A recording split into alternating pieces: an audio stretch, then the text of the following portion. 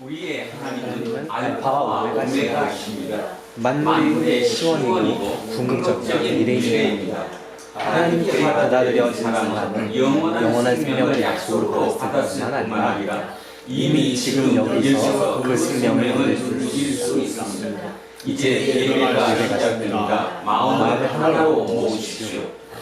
찬송하는 소리 있어 사랑 기뻐하도다. 하늘 아버지의 이름 거룩하도다.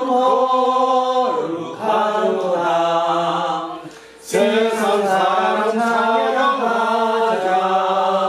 거룩하신 하나님께 할렐루야 할렐루야 할렐루야 아멘. 하나님의 나라 권세 영원토록 있도다. 하나님의 영광 나라 거룩하도다. 하늘 보좌 계신 주님 세상 주관하시도다. 할렐루야 할렐루야 할렐루야 아멘. 하나님의 크신 섭리 그 뜻대로 되도다. 우리 아버지의 뜻은 거룩하도다. 주여 성김하셔서 기쁜 날을 주옵소서. 할렐루야 할렐루야 할렐루야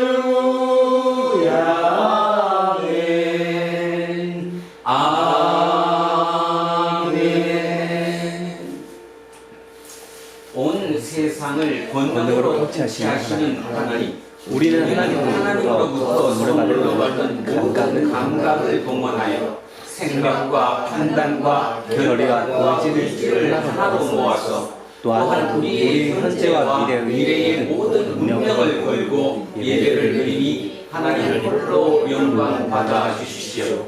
사람이 세상에서 아무리 많은 것을 성취했다고 하더라도 하나님이 없는 삶은 무의미하다는 사실을 알기에 전심전력으로 하나님을 알아가려고 애쓰겠습니다. 믿음의 능력과 기쁨의 세계로 초대받았다는 사실과 그것 이외의 모든 것은 순식간에 지나가고 만다는 엄중한 사실을 매 순간 생생하게 느끼고 기억하면서 살겠습니다. 보이지 않는 하나님의 보이는 실체로서 마지막 때 생명의 심판주로 우리에게 다시 오실 우리 주 예수 그리스도의 이름으로 기도합니다. 아멘. 자비로우신 하나님, 우리를 불쌍히 여겨 주십시오. 지난 한 주간에도 지나치게 염려하거나 또는 지나치게 안일하게 살았습니다. 하나님 나라가 가까이 왔으니 회개하라는 주님의 말씀을 느슨하게 듣고 인생살이를 상투적으로 대했습니다. 주님, 우리를 불쌍히 여겨 주십시오. 우리는 말해야 할 때 말하지 못하고 말하지 말아야 할 때 하는 말을 하고 싸워야 할 때 싸우지 못하고 싸우지 말아야 할 때 싸웠습니다. 성령의 인도하심을 외면한 결과입니다. 불순종의 길든 우리를 불쌍히 여겨 주십시오. 예수 그리스도의 이름으로 기도합니다. 아멘. 기도합니다.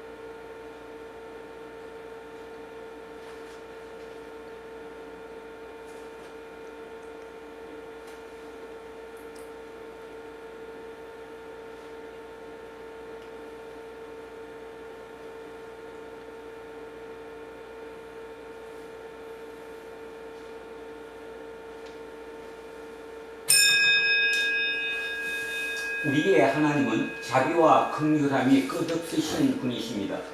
이제 저는 예배를 인도하는 목사로서 하나님의 자비와 긍휼 그리고 교회의 지난 2000년 예배 전통에 따라서 예수 그리스도의 이름으로 여러분에게 선포합니다.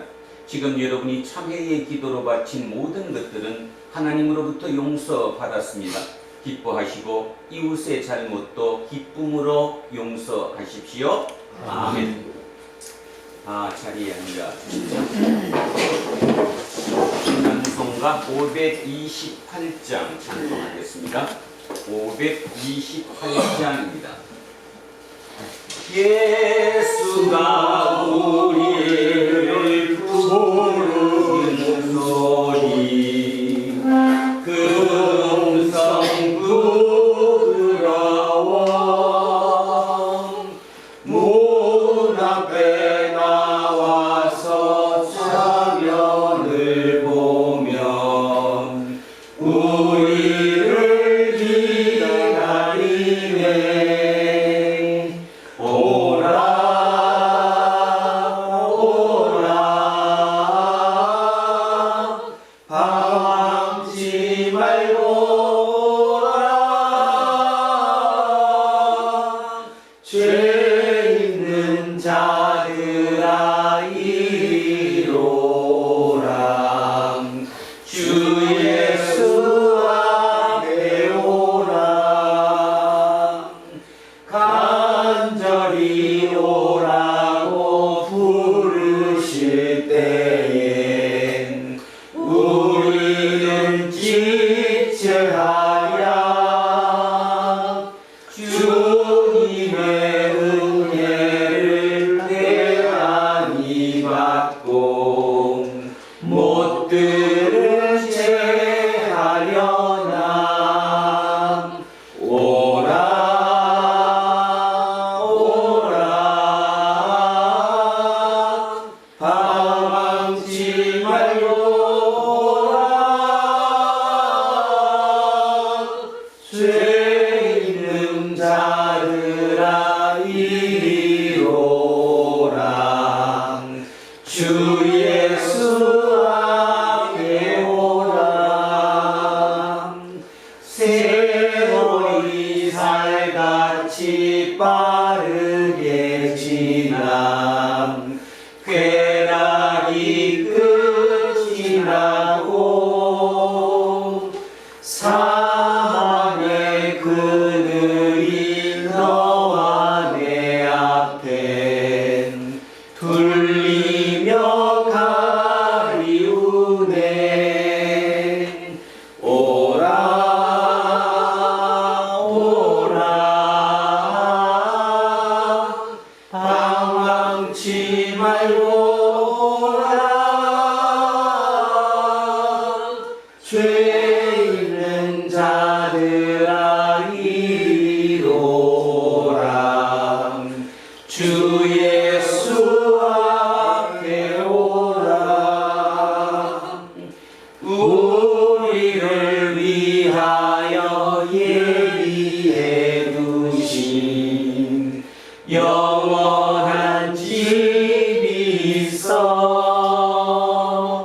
죄 많은 세상을 떠나게 될 땐 영접해 주시겠네. 오라 오라 방황치 말고 오라 죄 있는 자들아 이리로라 주 예수 앞에 오라. 기도하겠습니다. 아니, 인사하겠습니다. 조금 손해보고 삽시다.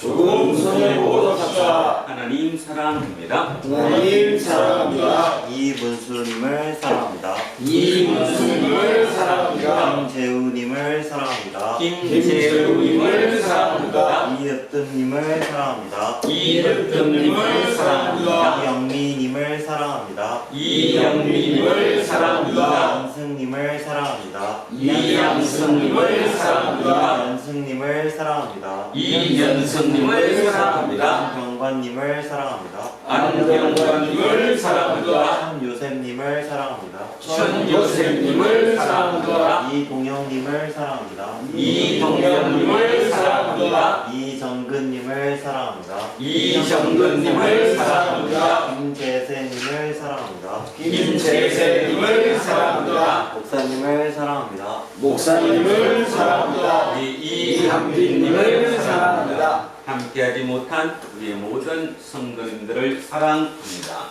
기도하겠습니다. 말씀으로 세상을 창조하신 하나님, 이 세상의 많은 소리와 문자에 휘둘려 우리의 영혼이 중심을 잡지 못한 채 이리저리 흔들리거나 밑바닥으로 떨어질 때가 참으로 많습니다. 우리의 영혼이 치료받는 유일한 길은 위로부터 내려오는 생명의 말씀에 귀를 기울이는 것이라는 사실을 믿습니다. 우리 주 예수 그리스도의 이름으로 기도합니다. 아멘. 첫째 말씀 신명기로 가겠습니다. 구약성서 271쪽입니다. 구약성서 271쪽. 신명기 6장 1절에서 9절까지 말씀입니다.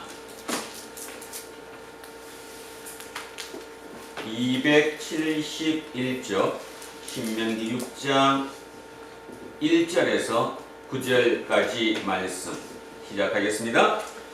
이는 곧 너희의 하나님 여호와께서 너희에게 가르치라고 명하신 명령과 규례와 법도라. 너희가 건너가서 차지할 땅에서 행할 것이니 곧 너와 내 아들과 내 손자들이 평생에 내 하나님 여호와를 경외하며 내가 너희에게 명한 그 모든 규례와 명령을 지키게 하기 위한 것이며 또 내 나를 장구하게 하기 위한 것이라. 이스라엘아 듣고 삼가 그것을 행하라. 그리하면 내가 복을 받고 내 조상들의 하나님 여호와께서 내게 허락하신 같이 적과 꿀이 흐르는 땅에서 내가 크게 번성하리라. 이스라엘아 들으라. 우리 하나님 여호와는 오직 유일한 여호와이시니 너는 마음을 다하고 뜻을 다하고 힘을 다하여 내 하나님 여호와를 사랑하라.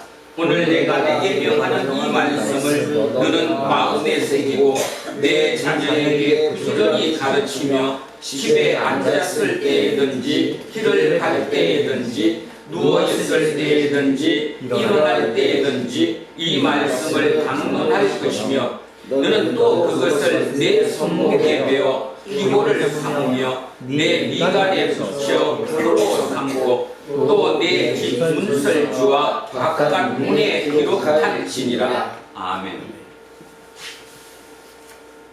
성시교독 가겠습니다. 시편 119편으로 갑니다. 뒤로 넘기셔서 890쪽입니다. 890쪽 시편 119편 1절에서 8절까지 말씀입니다.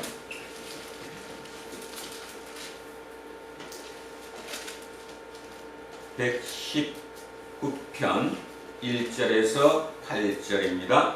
890쪽에 있습니다.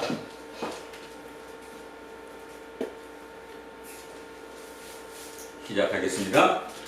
행위가 온전하여 여호와의 율법을 따라 행하는 자들은 복이 있으며 여호와의 증거들을 지키고 전심으로 여호와를 구하는 자는 복이 있도다. 참으로 그들은 불의를 행하지 아니하고 주의 도를 행하는도다. 주께서 명령하사 주의 법도를 잘 지키게 하셨나이다. 내 길을 굳게 정하사 주의 윤례를 지키게 하소서. 내가 주의 모든 계명에 주의할 때에는 부끄럽지 아니하리이다. 내가 주의 의로운 판단을 배울 때에는 정직한 마음으로 주께 감사하리이다. 내가 주의 윤례들을 지키오리니 나를 아주 버리지 마옵소서. 아멘. 둘째 말씀 히브리서로 가겠습니다. 신약성서 361쪽입니다. 신약성서 361쪽 히브리서 9장으로 갑니다. 9장 11절에서 14절까지 말씀입니다. 361쪽 히브리서 9장 11절에서 14절입니다. 시작합니다.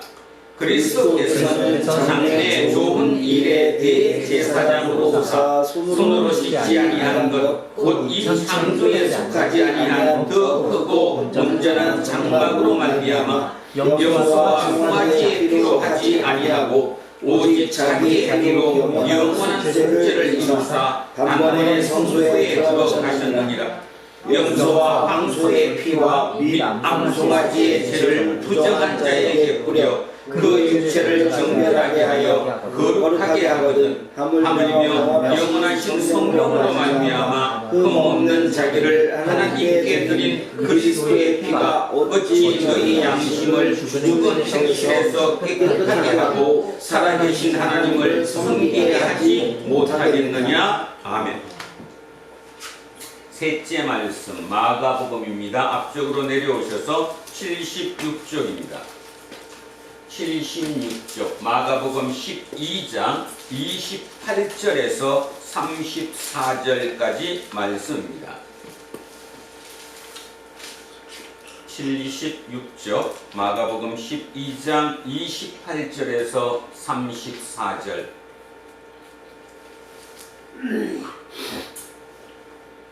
찾으셨으면 시작하겠습니다. 서기관 중 한 사람이 그들이 변론하는 것을 듣고 예수께서 잘 대답하신 줄을 알고 나와 묻되 모든 계명 중에 첫째가 무엇이니까? 예수께서 대답하시되 첫째는 이것이니 이스라엘아 들으라 주 곧 우리 하나님은 유일한 주시라. 내 마음을 다하고 목숨을 다하고 뜻을 다하고 힘을 다하여 주 너의 하나님을 사랑하라 하신 것이요 둘째는 이것이니 내 이웃을 내 자신과 같이 사랑하라 하신 것이라. 이보다 더 큰 계명이 없느니라. 서기관이 이르되 선생님이여 올소이다. 하나님은 한 분이시요 그 외에 다른 이가 없다 하신 말씀이 참이니이다. 또 마음을 다하고 지혜를 다하고 힘을 다하여 하나님을 사랑하는 것과 또 이웃을 자기 자신과 같이 사랑하는 것이 전체로 드리는 모든 번제물과 기타 제물보다 나으니이다. 예수께서 그가 지혜 있게 대답함을 보시고 이르시되 내가 하나님의 나라에서 멀지 않도다 하시니 그 후에 감히 믿는 자가 없더라. 아멘. 오늘 주신 말씀입니다. 로마서 15장 14절에서 21절까지 말씀입니다. 로마서 15장 14절에서 21절입니다. 260쪽에 있습니다. 자, 오늘 주신 말씀 또 천천히 이어가 보겠습니다. 시작합니다. 내 형제들아 너희가 스스로 선함이 가득하고 모든 지식이 있어서 능히 서로 원하는 자임을 나도 확신하노라. 그러나 내가 너희로 다시 생각하게 하려고 하나님께서 내게 주신 대로로 말미암아 더욱 담대히 대략 너희에게 썼노니 이 은혜는 곧 나로 이방인을 위하여 그리스도 예수의 일꾼이 되어 하나님의 복음의 제사장 직분을 하게 하사 이방인을 제물로 드리는 것이 성령 안에서 거룩하게 되어 받으실 만하게 하려 하시니라. 그러므로 내가 그리스도 예수 안에서 하나님을 대하여 자랑하는 것이 이거니와 그리스도께서 이방인들을 순종하게 하기 위하여 나를 구하여 역사하신 것 외에는 내가 감히 말하지 아니하노라. 그 일은 말과 행위로 표적과 사사의 능력으로 성령의 능력으로 이루어졌으며 그리하여 내가 예루살렘으로부터 유행하여 인류 이원까지 그리스도의 복음을 편안하게 전하였노라. 또 내가 그리스도인의 이름을 부르는 곳에는 복음을 복음을 전하지 않기를 힘썼노니 이는 남의 터 위에 건축하지 아니하려 합니다. 기록된 바 주의 소식을 받지 못한 자들이 볼 것이요 듣지 못한 자들이 깨달으리라 함과 같으니라. 아멘. 오늘은 나의 고백이라는 제목으로 하나님의 말씀의 은혜를 나누고자 합니다. 사도 바울이 이제 로마서 편지를 쓰면서 15장 13절까지 해서 교리에 대한 얘기와 그것의 실천에 대한 얘기를 마무리했습니다. 그리고 이제 오늘 14절로부터 마지막 16장까지 인사 겸 자기 얘기를 하는 거죠. 그래서 오늘은 제가 자기 고백이라고 나의 고백이라고 제목을 달았습니다. 사도 바울 개인의 고백이기도 하면서 또 우리가 로마서를 끝내는 입장에서 또 믿음의 선진인 사도 바울이 걸어갔던 그 길을 생각해보며 우리의 고백으로 전환시킬 수 있는 그런 역사가 오늘 우리 가운데 성령의 함께 하심으로 말미암아 일어나게 되기를 간절히 소망합니다. 여러분, 로마서를 하면서 어땠습니까? 또 그 전에 이어왔던 사도 바울을 보면서 여러분은 어떻게 생각하셨습니까? 단순히 그분은 위대한 인간이야, 그러니까 그 위대한 인물이기 때문에 그런 사역을 감당할 수 있었지, 이렇게 그냥 위대하다라는 어떤 그런 표현 하나로 그냥 마무리 짓고 싶습니까? 아니면 성경에서 사도 바울을 끝없이 하나님의 말씀을 기록한 사람으로 또 하나님의 말씀을 이 땅에서 실천하신 분으로 우리에게 전하는 이유가 뭘까를 한번 생각해 보시면 안 될까요? 결국 지금까지 따져보면 2000년 전 그 사도 바울이 이 땅에서 살아왔던 그 삶의 발자취를 그 이후에 누군가가 계속 따라왔다는 거죠. 그 발자취를 따라와서 오고 이어와서 결국 우리에게까지, 대한민국 우리에게까지 전해진 거 아닐까요? 그리고 지금도 우리 눈에 누구인지는 모르지만, 정확하게 누구인지 우리는 알 수는 없겠지만, 그 사도 바울의 발자취를 쫓아서 그렇게 따라가는 사람들이 이 지구촌에 많이 존재할 것입니다. 그분들에 의해서 결국 마지막 하나님의 역사가 이 땅에 계속 드러나지고 있겠지요. 그런 면에서 오늘 우리는 그냥 사도 바울이라는 개인적인 인물을 단순히 위대하다, 믿음이 강하신 분이다, 용기가 굉장히 대단했던 분이다, 이런 식으로 그냥 남의 얘기하듯이 그렇게 허투루 듣는 것이 아니라 그 얘기가 내 얘기로 하나님이 나에게 주는 메시지로 받아들일 수 있는 그런 역사를 간절히 소망합니다. 자, 가장 중요한 거, 이 문제부터 출발해 보겠습니다. 우리는 사도 바울을 누구의 사도 이렇게 부르는데, 사도 바울을 뭐라고 불러요? 이방인의 사도라고 불러요. 자, 거기부터 한번 출발해 보죠. 유대인들 입장에서는 이방인이 사람 취급도 하지 않았어요. 심지어는 뭐라고 나와 있죠? 이방인들을 하나님께서 창조하신 이유가 뭐냐 하면 치욕불의 불쏘시개로 쓰기 위해서, 치욕불에 그 불타는 불쏘시개로 쓰기 위해서 이방인을 창조하셨다, 이렇게 믿고 있는 사람들이 바로 유대인이죠. 예수님 당시에도 유대인들이 이방인과 접촉하는 것을 굉장히 꺼려했어요, 안 했어요? 굉장히 꺼려했어요. 그 접촉하는 것조차 꺼려했을 정도로 이방인은 사람 취급을 하지 않았던, 그렇게 성장해왔던, 그리고 성경 말씀에 그렇게 돼 있다고 믿어왔던 유대인들, 그 유대인들 중에 유대인이라고 불렀던 바로 사도 바울이 어떻게 이방 선교를 하게 되었을까? 이방인을 위한 전도자가 되었을까? 이방인을 위한 사도가 되었을까? 그리고 끝없이 자기 입으로 자기는 이방인의 사도라고 얘기할까? 그것이 도대체 어떤 의미일까? 오늘 우리는 그거를 구체적으로 한번 생각해 볼 수 있어야 합니다. 여러분, 이방인의 사도가 된다는 게 그 당시로 돌아가면 말이 되는 얘기를 하는 거예요? 안 되는 얘기를 하는 거예요? 말이 안 되는 얘기를 하죠. 심각하게 한번 생각해 보셔야 합니다. 허투루 듣지 않았으면 좋겠습니다. 바리새인 중에 바리새인, 랍비, 가말리엘의 문하생, 그 모든 조건으로 봐서 어떻게 감히 사도 바울이 어떻게 이방인 사역을 할 수 있는가? 절대로 말이 안 되는 거죠. 그러니까 유대인들 입장에서는 그걸 이해했어요? 못했어요? 못했어요. 사도행전에 보면 뭐가 나오죠? 나중에 도저히 안 돼가지고 이방인 사역을 하는 사도 바울을 뭐 하기 위해서? 암살하기 위해서, 죽이기 위해서 암살단도 존재했어요. 한번 찾아보겠습니다.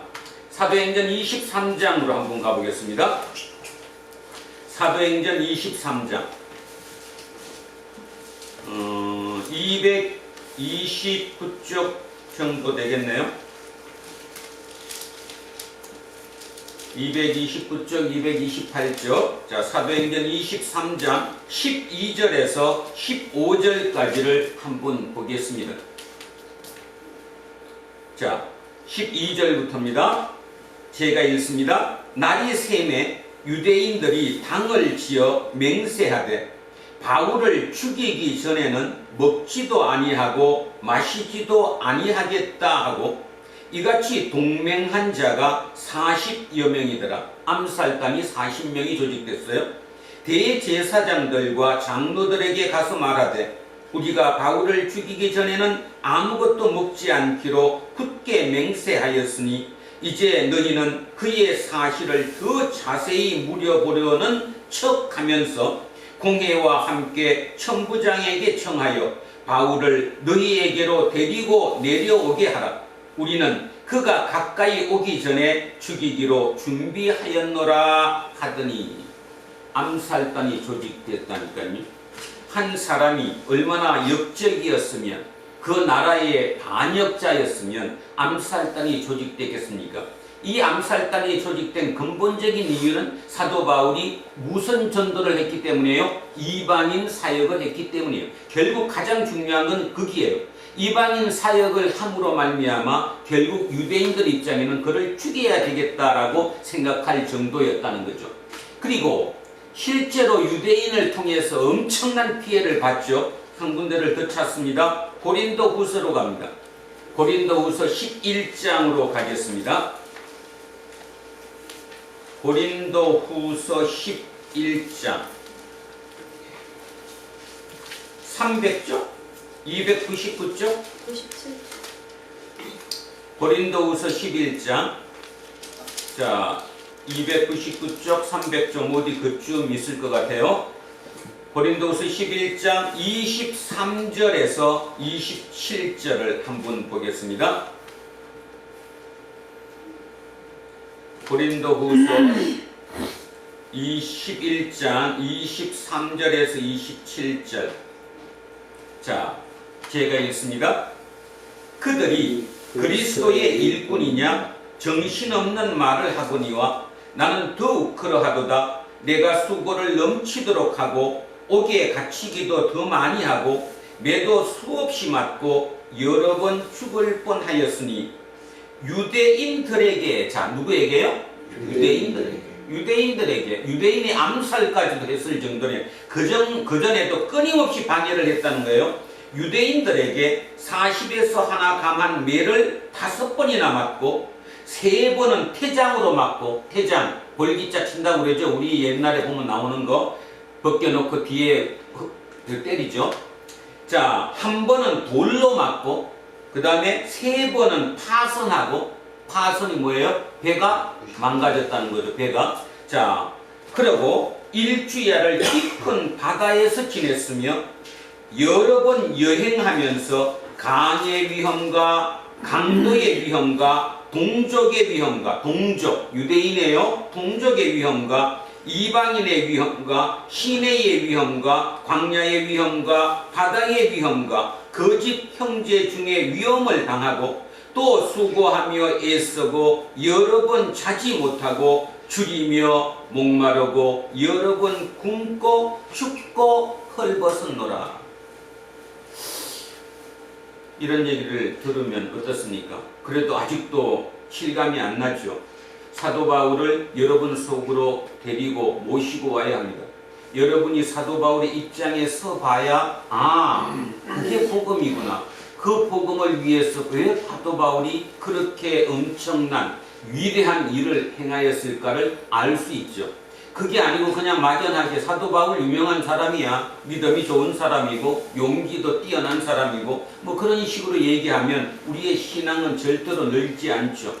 여러분, 기독교 신앙과 종교 생활의 차이가 뭡니까? 보통 우리가 일반적으로 종교 생활을 한다. 종교 생활이 뭐예요?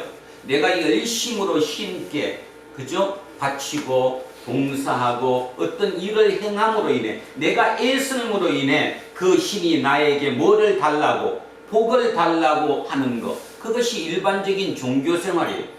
오늘도 어쩌면 그런 면에서 이곳에 나온 사람이 꽤나 많을지도 모릅니다. 내가 이렇게 주일 성수를 하고 하나님께 헌금을 바치고 봉사활동을 하고 도덕적으로 윤리적으로 사니까 하나님 당신은 나에게 복을 내려 주셔야 됩니다. 그래서 내게 복 주십시오. 이렇게 얘기하는 이런 것을 보통 일반적인 종교생활이라고 얘기합니다.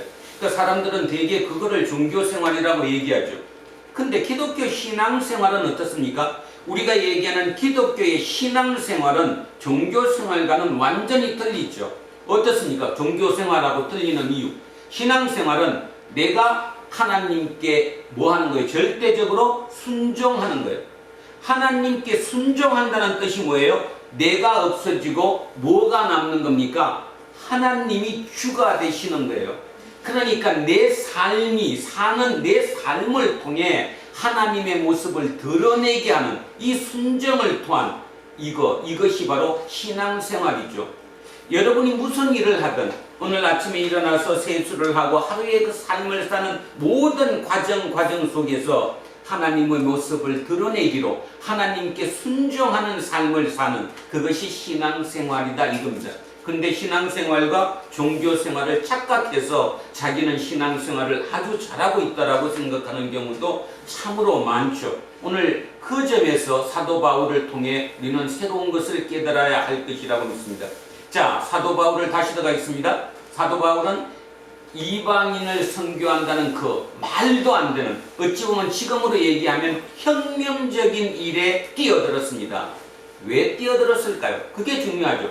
왜 사도 바울은 이방인 사역에 뛰어들었을까요? 이유가 뭐예요? 뭘 것 같아요? 이유가 하나님이 말씀하셔서 아마 여러분 입에서 그런 답이 나온다면 조금 문제 있는 겁니다. 하나님이 말씀하셨다.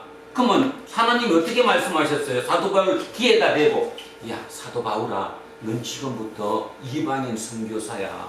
그래서 내가 너를 세웠으니까 그렇게 알아. 그랬을까요? 그렇게 믿고 있는 겁니까 지금? 그래서 여러분한테는 안 했으니까 여러분한테는 요셉아 알지? 넌 나의 사역자야. 그렇게 말씀 안 해서 나는 그렇게 안 사는 거예요? 아니잖아요. 하나님의 말씀을 받았다는 말은 무슨 뜻이에요? 결국 성경책을 보면서 책을 통해서 하나님의 말씀과 하나님과 내가 대화를 하는 거예요. 그런 대화를 통해서 하나님의 말씀을 붙잡는 거지요. 그 붙잡고 사는 그것이 결국 하나님의 뜻을 이루어가는 과정이다, 그런 뜻입니다. 자, 사도 바울 입장에서는 왜 하나님의 말씀을, 이방인 사역을 붙잡았을까? 가장 결정적인 차이는 뭐예요? 유대인들 사역에서 다 왕따시켰기 때문이죠. 유대인 사역은 누구를 중심으로 했어요? 예수님의 실제 제자였던 12제자, 물론 한 명 빼고 11제자, 뒤에 다시 아나니아까지 12제자가 되었지만 그 12제자를 통해서, 실제 제자를 통해서 이루어졌고, 그 사도 바울 같은 경우는 예수님의 실제 제자가 아니라고 믿었기 때문에 전부 다 배척을 한 거잖아요. 누가 어떻게 예수의 사역을 해? 예수 제자도 아니면서 당신이 어떻게 사도야? 결국 거기서 따돌림을 당하니까 계속 딴 데로 갈 수밖에 없었던 거죠. 그러다 보니까 이방인 사역이 된 거고, 우리는 그런 일이 닥치면 어떨까요? 우리 입장에서 살아가다가 이게 하나님의 뜻인데, 그래서 내가 하나님의 일을 해야 되는데 열심히 하는데 길이 막혀버려요. 그럼 어떻게 생각해요? 왜 이래? 하나님의 일을 하는데 왜 하나님이 길을 안 열어줘? 이렇게 얘기하겠죠. 근데 사도 바울은 그렇게 느낀 게 아니에요. 아, 이걸 막는 이유가 분명히 있겠구나. 그 이유가 뭐다? 이방인 사역이구나. 이방인 사역을 위해서 막으셨구나. 이렇게 받아들인 거죠. 그걸 우리는 뭐라고 얘기해요? 순종이라고 얘기하는 거예요. 순종. 사도 바울은 끝없이 순종했기 때문에 그 길을 간 거고, 우리가 신앙생활을 힘겨워하는 이유는 순종을 못하기 때문이에요. 내 말에, 내 마음에 들지 않으면, 내 뜻에 맞지 않으면 그게 하나님 뜻이 아닌 거지. 그래서 나한테 잘 되면 모든 게 잘 됐다고 믿으니까 그것이 하나님의 뜻이라고 착각을 하다 보니까 계속 뒤엉키고 뭔가 부딪히게 되는 것이지요. 그래서 집중하지 못하는 것입니다. 종교생활에 빠지고 맙니다. 신앙생활로 승화하지 못하는 경우입니다. 자, 끊임없이 여기도 가면 막혔어요. 저쪽도 가도 막혔어요. 막힌 거 하나 볼까요? 결국 막힌 걸 보면 사도 바울은 끝없이 소아시아 지방부터 위로 계속 이렇게 개척해서 나가고 됐는데, 어느 마을마다 들어가기만 해도 그 마을에서 왕따시키는 거죠. 배척. 우리 마을엔 당신 들어오지 마. 당신 말 듣기 싫어. 당신은 사도도 아니야. 우리 마을은 이미 다 돼 있어. 이렇게 다 막기 때문에 그 막는 게 얼마나 산이 성을 쳤겠어요. 하나만 볼까요? 여러분 잘 아시는 누가를 만나게 된 계기를 한번 보겠습니다. 왜 빌립보로 가게 되었는가를 한번 찾아보죠. 사도행전 16장으로 가겠습니다. 사도행전 16장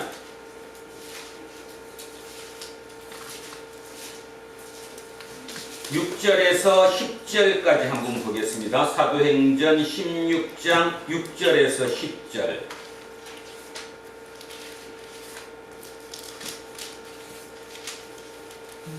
자, 찾으셨으면 제가 한번 천천히 읽습니다. 한번 잘 보십시오. 성령이 아시아에서 말씀을 전하지 못하게 하시거늘. 자, 사도 바울이 뭐라고 지금 얘기해요? 누가 막았대요? 성령이 막았대잖아. 우리 같으면 누가 막은 거야? 아니지. 우리 같으면 길이 막히면, 일이 막히면, 내 뜻대로 안 되고 지금 막히면 누가 막았어? 하나님이 막았다고 아이고 그렇게 생각도 안 하면서. 자, 우리 같으면 이거 뭔가가 잘못된 거야. 내 뜻이라 하나님 뜻이 같은 건데 그걸 막았어. 하나님이 막았다고 절대로 생각 안 하지. 사단이 막은 거지, 사단이. 그래서 마귀야 물러가라 하면서 부딪히고 가겠죠. 그런데 보세요. 성령이 막았다고 판단하는 거예요. 성령이 아시아에서 말씀을 전하지 못하게 하시거늘 그들이 부르기아와 갈라디아 땅으로 다녀가. 이제 다른 곳으로 옮겨갔어요. 아시아에서 부르기아, 갈라디아로 옮겨갔어요. 거기서도 또 막혔어요. 그러니까 무시아 앞에 이르러 비두니아로 가고자 애쓰되.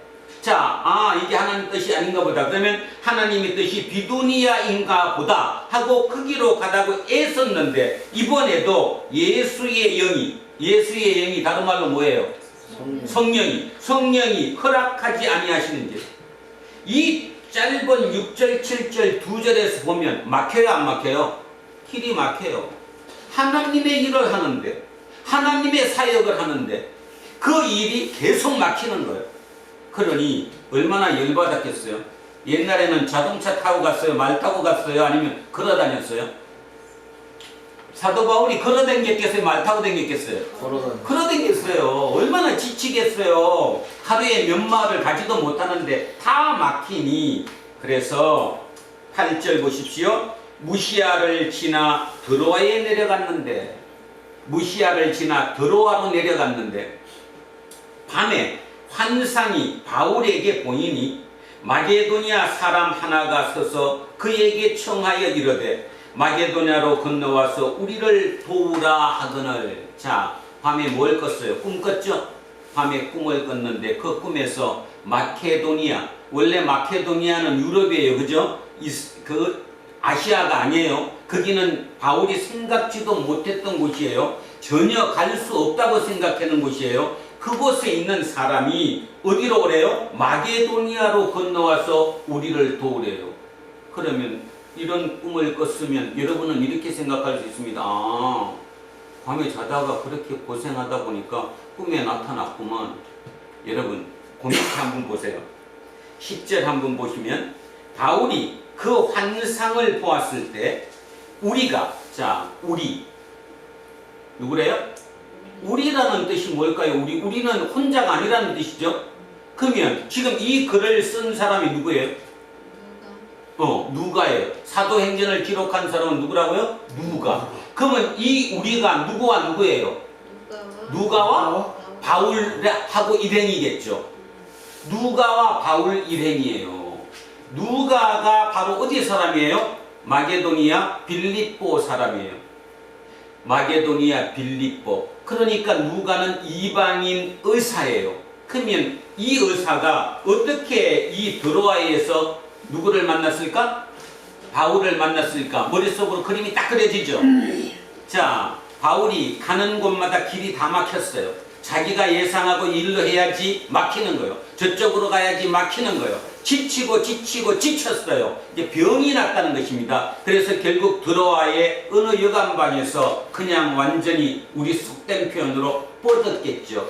지쳐서. 그 와중에 여러분 아시다시피 사도 바울은 건강한 사람이 아니었어요. 아주 건강하지 않았다는 육체적으로. 그러니까 그 사람이 거기서 그 실신 상태로, 그러니까 누군가가 의사를 찾았을 거고 그 중에 의사가 누구였다는 겁니까? 누가였다라는 거죠. 그래서 누가를 만나게 됐고, 그러니까 아마 누가가 이렇게 얘기하지 않았겠어요? 바울 선생님, 꼭 왜 여기 아시아에만 전도해야 됩니까? 마게도니아로 한번 넘어가 보시지요. 생각지도 못하는 마게도니아로 넘어가려면 바다를 건너가야 되는데 그 생각은 꿈에도 하지 못했었는데 그거를 들은 거예요. 그리고 그날 밤에 그 꿈을 꾼 거겠죠. 그죠? 그렇게 우리는 추측할 수 있습니다. 결국 이렇게 우리가 마게도냐로 떠나기로. 자, 10절 다시 합니다. 바울이 그 환상을 보았을 때 우리가 곧 마게도냐로 떠나기를 힘쓰니, 뭐 말이에요? 순종했다 안 했다? 순종했다는 거예요. 생각하지 못했던 길이 나타났어요. 거기는 대산에도 없었어요. 그리고 말이 안 되는 거예요. 거기를 어떻게 가? 그런데 그 길을 가기로 결정을 내렸다는 거예요. 이것이 순종이라고 하는 겁니다. 순종. 오늘 이걸 보면서 우리 삶을 돌아보는 거예요. 그래서 오늘 우리 제목을 나의 고백이라고 잡은 거예요. 여러분 각자의 고백이 돼야 된다는 겁니다. 삶의 고백이죠. 자, 그래서 떠나기를 힘쓰니 이는 하나님이 저 사람들에게 복음을 전하라고 우리를 부르신 줄로 뭐함이라? 인정하자. 인정하는 거예요. 아, 이게 하나님의 뜻이구나. 그래서 그 하나님의 뜻을 붙잡고 사는 거예요. 이게 삶이라는 거죠. 이게 삶. 자, 사도 바울은 결국 그 고백을 통해서 이렇게 갔어요. 그런데도 우리는 마음속에 이런 생각이 들어요. 그래도 그것만 가지고 어떻게 사도 바울의 신앙이 강하고 용기 있는 사람이고 그것만 갖고 이런 일을 행할 수 있을까? 못하죠.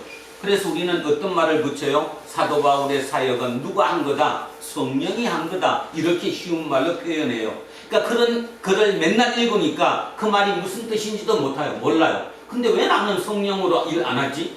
여러분도 지금까지 오시는 과정 중에 얼마나 많은 경우 성령의 인도함이 있었는지 몰라요. 근데 차이는 뭐예요? 사도 바울은 순종을 했고 여러분은 거부를 했다는 그 차이가 있는 거겠죠. 자, 이렇게 해서 간 거예요. 그러다가 그래도 솔직히 목사로서 저는 이해가 잘 안 가요. 성령의 역사학이라는 것은 충분히 이해가 가지만 그럼에도 불구하고 어떻게 그 길을 갈 수 있었을까? 못 가는 길인데, 다시 한번 얘기합니다. 이방인은 지옥불의 불쏘시개로 쓰기 위해서 하나님께서 창조한 사람들이에요.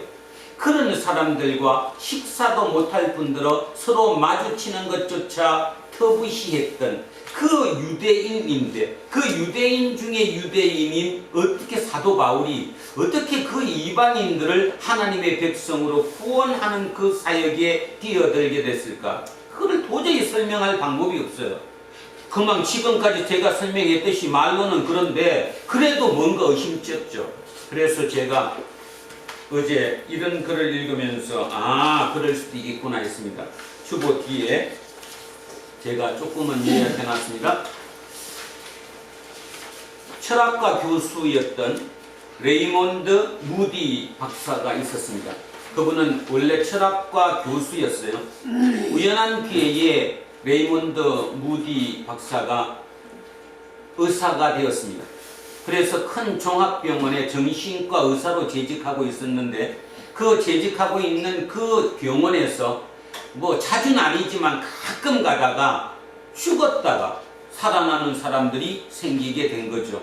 철학 교수였으니까 삶이 무엇인가 굉장히 의문이 많고 고민도 많이 하고 질문을 많이 했고 있었겠죠. 그러던 그분께 호기심으로 다가왔어요. 아, 죽었다가 다시 살아났다고? 그래서 그분들의 얘기에 귀를 기울이다가 보니까 비슷한 어떤 공통점이 있다는 걸 알게 된 거죠. 그래서 이분이 완전히 길을 바꿨습니다. 전 세계에 있는 유명한 의과대학의 부속 병원에다가 서신을 보내가지고 혹시 이렇게 죽었다가 다시 살아난 거를 뭐라고 불러요? 임사체험이라 부르거든요. 그 임사체험이 있으면 연락 좀 해달라. 그래서 그분이 아예 정신과 의사 교수직도 버리고 그 일에 뛰어들었습니다. 그리고 전 세계를 다니면서 150건의 수집된 그 자료, 그 당사자를 150명을 일일이 만났어요. 그리고 녹취를 했죠. 그분들이 얘기하는 것을 녹취하고 그걸 연구해서 그거를 책으로 쓴 것이 Life After Life, 생명 후의 생명, 1975년도에 출간된 책입니다. 한국에서는 유건일 논술위원이, 조선일보 논술위원이 번역해서 출간되었는데 한국판 이름은 죽음 이후의 생명이라는 제목으로 출간됐죠. 자, 거기 이제 중요한 얘기를 몇 개 해보겠습니다. 150명의 임사체험 중에 공통된 내용이 있었죠.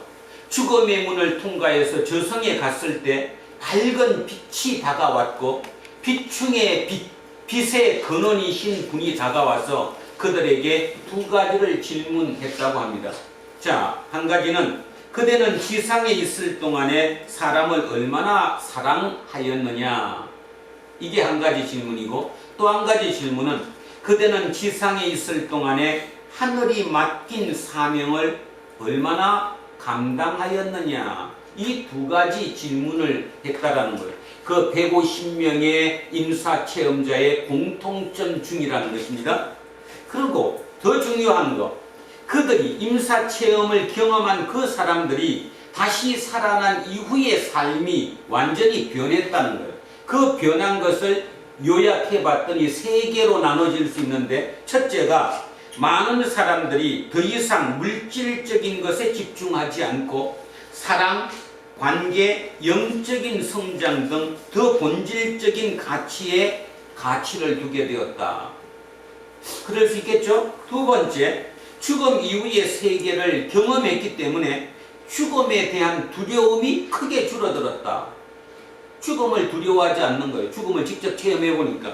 세 번째, 더 많은 이해심과 공감을 가지게 되며 타인에 대한 사랑이 깊어졌다. 그렇죠. 웬만한 것에서는 허용하겠죠. 이해심을 가지고 같이 앞다구니 쓰지 않을 거 아닙니까? 이런 공통점을 봤다. 그래서 그들의 삶이 변했다라는 글을 읽었습니다. 이걸 보면서 제가 문득 그 생각을 했어요. 아, 사도 바울이 그렇게 극단적으로 혁명적인 일을, 진짜 우리는 지금 그게 당연히 그냥 귀에 들리지만 실제 그 시대로 돌아가서 그 사람 상황이 되면 절대로 걸어갈 수 없는 그 길을 간 이유가 뭘까? 그 추동력이 뭘까? 아, 그 추동력이 삼청천을 다녀온 경험 때문이지 않을까, 그 생각을 하게 되었습니다. 자, 삼청천을 다녀왔다는 말이 있습니다. 사도행전 23장입니다. 고린도후서 12장입니다. 한번 가보시기 바랍니다. 고린도후서 12장.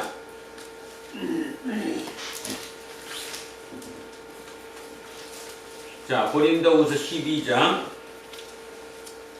2절, 3절, 4절. 299쪽 같아요. 299쪽. 고린도후서 12장 2절, 3절, 4절에 있는 내용을 제가 한번 읽습니다. 내가가 사도 바울입니다. 바울이 그리스도 안에 있는 한 사람을 아노니 그는 14년 전에 셋째 하늘에 이끌려간 자라. 자, 여기서 셋째 하늘. 그래서 한문식으로 쓰면 삼청천입니다. 자, 하늘이 세 층으로 이루어졌다고 믿는 그 시대의 세계관이죠. 그 시대의 우주관. 지금으로 보면 무슨 얘기를 해도 모르지만 그 시대를 살던 사람들은 이 세상이, 이 우주가 세 개의 층으로 이루어졌다고 보는 거예요. 우리가 보통 밤하늘에 보이는 달이 떠 있고 해가 떠 있는 저 하늘이 1층층. 그 하늘 넘어 우주, 은하수가 있고 있는 이 우주를 2층층. 그 우주 너머를 3층층. 이런 세계관을 가지고 살았던 게 사도 바울 당시의 우주관이거든요. 그래서 3층층에 갔다는 말은 뭔 말이에요? 하나님이 계시는 곳을 갔다 왔다는 뜻이에요. 하나님이 계시는 곳. 지금 우리는 이런 얘기 들으면 무슨 하늘이 그래 이렇게 얘기하지만 지금도 우리는 모르죠. 우리는 보통 지금까지도 과학적으로 지금 몇 차원까지 볼 수 있죠? 우리 몇 차원까지 볼 수 있어? 보통 3차원까지는 우리가 얘기를 하지, 그래? 10차원까지도 보나? 보나? 본다는 얘기. 그러니까 이해한다는 게, 인식한다는 게. 4차원? 보통 이제 공간은 3차원 공간 얘기하고 뭐 촉근 이론 같은 경우는 증명되는 건 아니지만 10차원까지도 얘기를 하고 10차원까지? 네. 그 과학자가 지금 얘기하는 거예요. 과학자 김재우 박사가 얘기하는 거예요. 10차원까지도 있던. 이게 인간이 지금 인식은 그렇게 본다라고 하는 얘기죠. 그런 걸로 따지면 이 말이 우습게 들릴지 모르지만 지금 중요한 얘기는 뭔 얘기를 하는가 하면 하나님이 계시는 곳이 삼청천이라는 그 생각을 한번 하시면 지금 사도 바울이 누구를 봤다는 거예요, 지금? 하나님을 봤다는 거예요. 삼청천에 가가지고. 셋째 하늘에 가서. 자, 그래서 다시 합니다. 그는 14년 전에 셋째 하늘, 삼청천에 이끌려 간 자라. 그가 몸 안에 있었는지 몸 밖에 있었는지 나는 모르거니와 하나님은 아시느니라. 내가 이런 사람을 아노니 그가 몸 안에 있었는지 몸 밖에 있었는지 나는 모르거니와 하나님은 아시느니라. 그가 낙원으로 이끌려가서 자, 삼청천이 다른 말로 뭐예요? 낙원이죠. 낙원은 누가 계신 곳이에요? 하나님이 계시는 곳이에요. 자, 이 낙원으로 이끌려가서 말로 표현할 수 없는 말을 들었대요. 말로 표현할 수 없는 말, 도저히 말로 어떻게도 할 수 없는 그 상황을 체험했다 이 말이죠. 사람이 가히 이르지 못할 말이로다. 어쩌면 이 삼청천의 경험이 사도 바울을 그렇게 혁명적인 사람으로 바꿔놓지 않았을까? 그 사람의 삶이 그렇게 추동되게 바뀌어놓지 않았을까? 그런 생각이 제가 문득 들었습니다. 그러면 이제 우리의 문제입니다. 우리는 못 봤어요. 우리는 하나님도 만나 뵙지 못했고 삼청천에 올라가 본 적도 없고, 그죠? 그 다음 임사체험처럼 죽었다가 다시 깨어나지도 못하고. 그러면 우리는 어떡합니까? 그러면 우리는 어떻게 해요? 우리는 간접 경험이겠죠. 저는 간접 경험입니다. 제가 사도 바울을 좋아하는 이유, 끝없이 쫓아가려고 하는 이유는 그도 인간이었다는 거예요. 사도 바울도 한 인간으로 이 땅에 태어나서 어떻게 그런 일을 했을까? 그 추동력이 뭘까? 그렇게 살 수 있는 추동력, 그것이 하나님을 직접 뵐 수 있었던 것이다. 그렇다면 우리 또한 사도 바울의 얘기를 들어야죠. 사도 바울이 뭐라고 얘기했어요? 다른 건 몰라도 나를 뭐하라? 따라라. 나를 본받아라. 그 본받아라는 그 말을 저는 진짜 본받고 싶습니다. 그분이 그렇게 살았다면 나도 그렇게 살 수 있다라는 거예요. 오늘 이 얘기, 사도 바울의 이 나의 고백이 우리의 고백이 돼야 되는 거예요. 사도 바울은 그렇게 말씀을 해석했어요. 말씀을 잡았다는 게 그런 뜻이거든요. 자, 미리 한번 마지막 절을 먼저 한번 보겠습니다. 마지막 절 한번 보세요.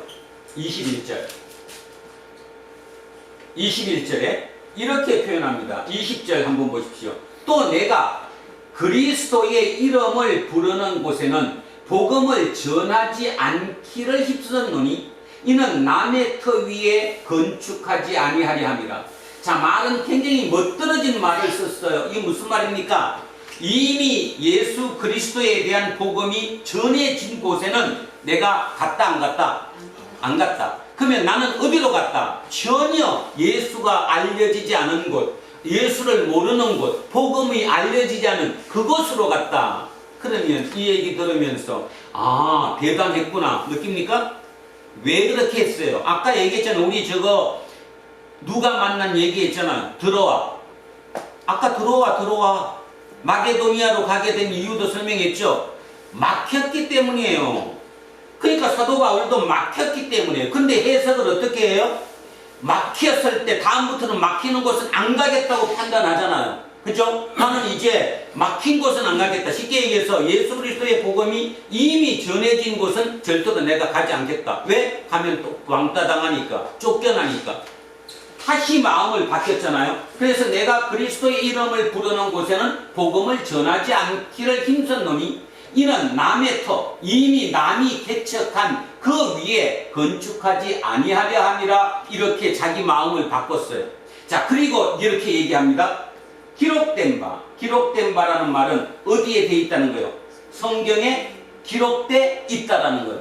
성경 말씀에 기록돼 있다는 거예요. 뭐 기록이 돼 있느냐? 주의 소식을 받지 못한 자들, 주의 소식을 모르는 자들이 볼 것이요 듣지 못한 자들이 깨달으리라 함과 같으니라. 뭔 뜻입니까?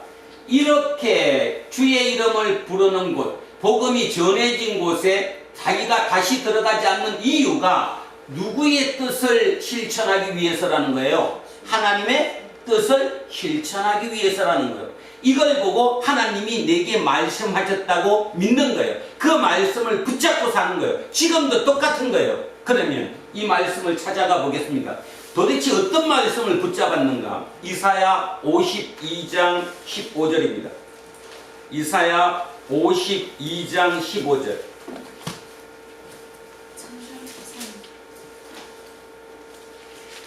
천 33절. 1033쪽 이사야 52장 15절 찾으셨습니까? 자, 제가 읽습니다. 그가 나라들을 놀라게 할 것이며 왕들은 그로 말미암아 그들의 입을 봉하리니 이는 그들이 아직 그들에게 전파되지 아니한 것을 볼 것이요 아직 듣지 못한 것을 깨달을 것입니다. 여러분 어떻습니까? 이 15절의 이 말씀을 자기가 하나님의 말씀으로 받아들였어요? 안 받아들였어요? 하나님의 말씀으로 받아들인 거예요. 그 말씀을 붙잡은 거예요. 근데 실제로 지금 읽어보니까 15절 이 말씀이 어떻습니까? 여러분은 어떻게 받아들입니까? 사도 바울은 이 말씀을 어떻게 받아들였어요? 아, 길이 막히는구나. 내가 하고자 하는 뜻이 막히는 거구나. 그러면 거기 가지 말라. 새로운 곳으로 가라. 바로 그걸로 자기는 이 말씀을 받은 거예요. 받았다는 말은 뭔 뜻이에요? 하나님이 내게 그렇게 말씀했다고 믿는 거예요. 여러분은 하나님이 말씀을 안 하시죠? 성경을 안 읽으니까. 설교 시간에도 딴짓 하는데 못 들어. 그리고 다 들어서 안 돼. 실천은 전혀 못해. 자기 걸로 만들어내지 못한다는 뜻이에요. 사도 바울 보십시오. 대단하죠? 진짜 대단하지 않습니까? 그 이사야 말씀 중에 새로운 메시아가 이 땅에 오시는데 그 메시아가 그죠? 보지 않은, 그들에게 전파되지 않은 것을 볼 것이요 아직 듣지 못한 것을 깨달을 것이라고 했던 이 얘기를 자기는 어떻게 받아들였냐 하면, 아, 내가 내 길이 막혀서 사람들이 오지 못하게는 그곳은 막힌 곳은 가지 말자. 그리고 전파되지 않은, 그리스도의 복음이 전해지지 않은 새로운 곳으로만 내가 가고자 하자. 그 말씀이 하나님이 내게 하신 말씀이다. 그렇게 붙잡고 살았다는 얘기예요. 그러니 그 일을 감당할 수 있는 거죠. 이해하면 알겠어? 너네 대표님이 그렇게 믿는 그 믿음이 이런 믿음이라.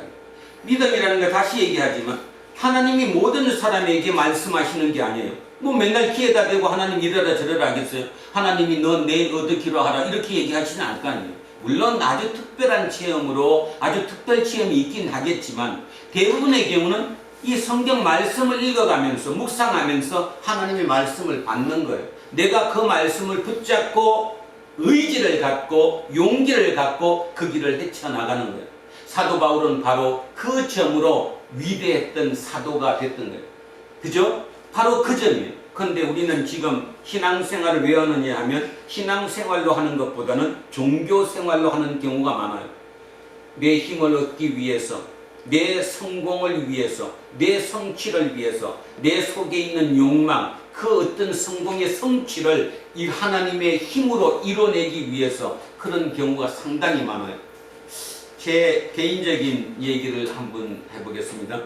제 팔촌 형님이 계십니다. 그분은 성공하셨어요. 뭐 이름 대만 알 수 있는 큰 프랜차이즈 기업을 하시는데 한 달 정도 전인가 고향에 내려오셔서 거기에 필요하니까 미나리를 좀 키워주면 어떻겠냐. 그래서 미나리를 우리 고향 그 마을 땅에서 받고 싶다. 그래서 이제 동네 사람 젊은 게 아니죠. 그 70대가 60대 70대가 다 젊은 분들이니까 몇 명이 모여서 그것도 가능하지 않을까 뭐 그런 얘기를 하게 됐어요. 저는 이제 그 얘기를 하는 게 아니라 이 얘기를 하는 거예요. 그러면서 뭔 얘기를 하느냐 하면 자기 할아버지의 묘가 아주 좀 멀리 있어요. 그러니까 구석진 곳에 찾아가기가 어려워요. 그러니까 뭐죠? 그 걸추하기도 어렵고 힘든 곳에 있으니까 그런 얘기하는 거예요. 그거 옮길까? 그런데 뭐 얘기를 하느냐 하면 옮기면 혹시 내 집이 우리가 잘못될 것인데 또 마을에 아주 중요한 집터가 하나 400평짜리 되는 집터가 하나 나왔어요. 굉장히 중간에 있고 좋은 집터인데 처음에는 그 집터를 산다고 그러더라고. 그랬더니 왜 나중에 보니까 안 샀어요. 왜 그거 안 사셨어요? 물으니까 집터가 뭐 운이 나쁘대나 뭐가 나빴어. 지금 제가 하고자 하는 얘기가 뭔지 알죠? 어떤 큰 사업을 하든가 뭔가를 이루는 사람의 공통점이 뭐냐 하면 어떤 그 징크스를 가지고 있는 거예요. 그거를 지킴으로 인해서 그 힘으로 내게 잘 된다고 믿는 거거든요. 그게 일종의 종교 생활이라 그 판이하게 똑같다는 겁니다. 우리 기독교는 절대로 그런 거 아니라는 거죠. 절대로 그게 아니에요. 그래서 제가 그런 얘기했습니다. 마음에 있는 거라고. 마음에 끓이끼면 이장하지 마시고 끓이끼지 않으면 이장을 해라. 그죠? 그래서 제가 아주 그날 하루 종일 굉장히 마음속에 좀 찝찝하다고 그러나 이상한 감정을 가졌어요. 세상적으로 성공했다고 얘기하는 저런 사람들이 굉장히 민감한 뭐를 가지고 있구나. 그러니 저게 얼마나 불안할까? 불안하죠. 뭐든지 조금만 걸리면 그것 때문에 이 사업이 안 된다고 믿을 거니까. 그런 면에서 따져보면 종교생활이 잘못하면 진짜 문제가 크겠구나. 그리고 역으로 생각하면 목사가 사기치면 참 잘 들겠다. 잘 들겠죠. 부흥시킬 수 있을 것 같아요. 그래서 사람들이 그죠? 뭐 교회를 크게 짓고 뭔가를 막 하는 이유가 거기에 그래서 그런 거구나. 근데 성경을 아무리 봐도 성경에는 그렇지 않다라는 거죠. 그러니까 오늘 제가 아까 임사체험 얘기를 했던 것처럼 죽음 이후에 세상이 분명히 있다는 그 확실함을 붙잡지 않으면 우리는 신앙생활 하기가 참으로 어렵다. 그거예요. 그거. 사도 바울이 그 일을 해냈던 이유는 특별하게 그분이 위대해서가 아니라 특별히 그분이 신앙이 강해서가 아니라 특별히 그분이 용기가 뛰어나서가 아니라 그분은 삼청천의 내세의 신앙 경험을 했기 때문에 그 경험이 그 추동력이 되어서 흔들리지 않는 세상의 웬만한 것들은 다 무찌르고 갈 수 있는, 그리고 그 갈 때마다 날마다 죽는다 할 정도로 자기도 갈등이 많았지만 하나님의 말씀을 그대로 붙잡고 그 말씀을 붙잡고 가는 그 힘, 그 힘으로 이 땅에 하나님을 드러내셨구나. 하나님을 드러내셨구나. 우리도 똑같다는 거죠. 여기 있던 저와 여러분 모두가 하나님을 드러내셔야 돼요. 그 하나님을 드러낸다는 게 뭘까? 내가 성공하는 거, 내 사업이 잘 되는 거, 내 모든 것이 뭐가 남들 얘기하는 잘 되는 거, 그것이 과연 하나님의 뜻이고 하나님의 영광일까? 깊이 우리는 되돌아봐야 할 시기에 와 있다라는 것입니다. 자, 오늘 사도 바울을 통해서 우리는 그것을 보는 겁니다. 사도 바울 다시 얘기합니다. 그리스도의 이름을 부르는 곳에는 복음을 전하지 않기로 했다. 이게 좋은 뜻이 아니라고 얘기했어요. 길이 막혔다고 얘기했어요. 남이 나를 왕따시키는 것이라고 얘기했어요. 그럼에도 불구하고 그것을 받아들여서 자기 나름으로 새롭게 해석하는 거예요. 아, 하나님이 말씀하셨지 이사야에서. 그 말씀이 오늘 나에게 하시는 말씀이구나. 전하지 않은 곳에 전하는 것이 아니라 듣지 않는 곳에 듣게 하고 보이지 않는 곳에 보게 하는 것이 내 뜻이구나. 그래서 그 말씀을 붙잡고 아까 얘기했듯이 빌립보로도 갔고 데살로니가도 갔고 고린도로도 갔고 온 곳으로 돌아다닐 수 있었구나. 바로 그 점이었구나. 그것이 순종이구나. 그것이 순종이구나. 그 순종이 기독교 신앙이구나. 그를 잊지 않았으면 좋겠습니다. 자, 다시 이제 앞쪽으로 가겠습니다. 이렇게 해서 자, 14절부터 이제 출발을 한번 해보겠습니다. 내 형제들아, 너희가 스스로 선함이 가득하고, 너희가 누구예요? 로마 교회 공동체 식구들이에요. 로마 교회 공동체 그 식구들에게 사도 바울이 이렇게 편지를 쓰는 거죠. 너희가 스스로 선함이 가득하고 너네 행실이 정직하다는 뜻입니다. 너희들의 행실이 정직하고 모든 지식이 차서, 이 지식은 뭐에 대한 지식일까요? 직설적으로 표현하면 복음에 관한 지식이, 그 복음에 관한 지식이 차서 너희 서로 권하는 자임을 나도 확신하노라. 서로 간에 권고해져 가지고 서로 세울 수 있는 능력을 가진, 그냥 쉽게 얘기하면 성숙한 교회임을 나도 안다 이 말입니다. 로마 교회가 다른 교회에 비해서 굉장히 성숙한 교회임을 나도 안다. 그러나 내가 너희로 다시 생각나게 하려고 하나님께서 내게 주신 은혜로 말미암아 더욱 담대히 대략 너희에게 썼노니. 지금 뭔 얘기하는 거예요? 로마서를 써갖고 편지를 보낸 이유를 설명하는 거예요. 내가 편지를 안 보내도 당신들 스스로 성숙해서 충분히 교회 공동체를 세워나갈 수 있다는 거 나도 안다. 그런데 내가 그럼에도 불구하고 편지를 쓴 이유가 뭐냐? 자, 그때부터 하겠습니다. 편지를 어떻게 썼어요? 대략 썼대요. 대략이 뭔지 알죠? 대충 썼대요. 부분적으로 썼다는 것입니다. 전부 다를 얘기한 게 아니라 부분적으로 대충 썼다는 거예요. 왜 대충 썼을까요? 다 알고 있으니까. 여기 보세요. 모든 지식이 차서 다른 공동체에 비해서 로마 교회 공동체 사람들이 실력들이 뛰어나니까. 그래서 다 알고 있는데, 그래서 내가 대충 썼어요. 그것도 어떻게 썼대요? 담대히 썼대요. 용기를 가지고 썼대요. 혹시 내가 당신들보다 잘나가지고 내가 글을 쓴 것처럼 오해할까봐, 내가 오해받기 싫어서, 그럼에도 불구하고 내가 대략적으로 대충 부분적으로 몇 개를 쓴 이유는 내가 용기를 가지고 썼다는 거예요. 용기가 없었으면 못 쓴다는 거죠. 자, 담대히 썼대요. 이유가 뭐냐? 하나님께서 내게 주신 은혜로 말미암아. 하나님께서 내게 주신 은혜가 뭐냐? 바로 이방인의 사도로 세웠다는 것.